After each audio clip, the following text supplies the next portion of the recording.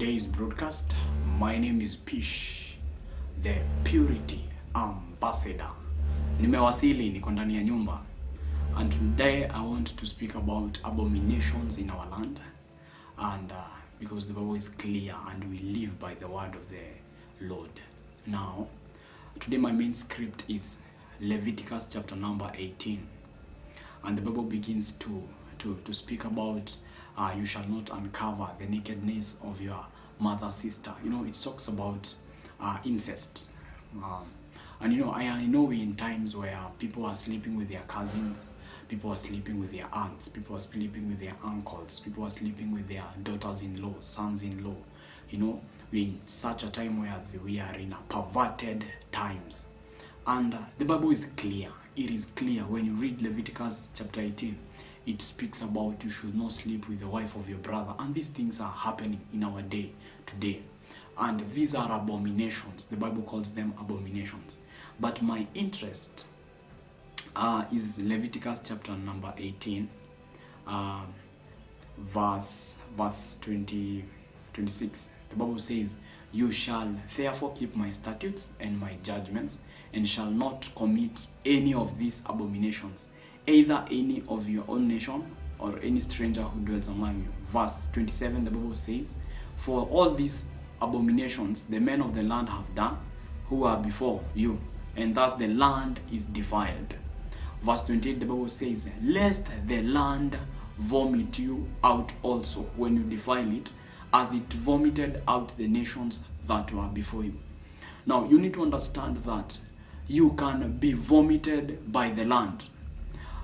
The land can vomit you. The land can just reject you because of abominations, because of sins, and more so sexual sins.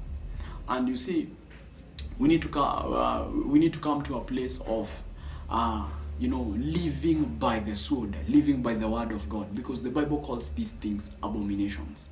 And I know, people nowadays shamelessly, you find somebody, they are dating their cousin, they are dating their uncle, they are dating their brother's wife. These things are crazy and they're happening. But the Bible is clear. It says that these things are not even new. The people who are before you, they did them, and the land vomited them. And I tell you, where the land can vomit you, the land can reject you. You find anything you do cannot prosper. You try to invest, you are conned. You try to do anything, nothing works in your life because your land is defiled and the land has vomited you. And sometimes you can be born in a bloodline where these injustices are happened. Maybe your forefathers had done something of the sort, and even bestiality, sleeping with animals, because it is captured in Leviticus 18. And you find now, if you're born in such a lineage, these things begin to follow you, because the Bible says God visits the iniquity to the third and fourth generation. And most of us, sometimes the farthest we know in our bloodline is our grandparents. We don't know past that what was happening. And therefore, anytime you begin to feel, to find people are in such situationships, you need to interrogate the matter deeper. Where did this thing come from? And I came to call somebody. If you are in such a relationship, you're sleeping with animals, sleeping with your relatives, the Bible is clear that the land will vomit you. And these are the things you find people get lame children, injustices in life begins to follow such people. Because now you have defiled the land and the land begins to vomit you.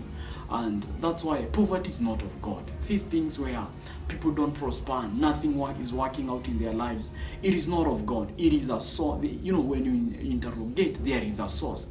And therefore, I am calling people to repentance. I'm calling my generation to a place of repentance. If you have ever been in a place where you are defiled, you need to go back to the place of repentance, because God desires purity. God demands holiness, and his standard is just holy, and he cannot go below that. Therefore, be ye holy, lest your land is defiled, and lest the land vomits you. The land can vomit you, and nothing will work for you. See you soon in the next episode.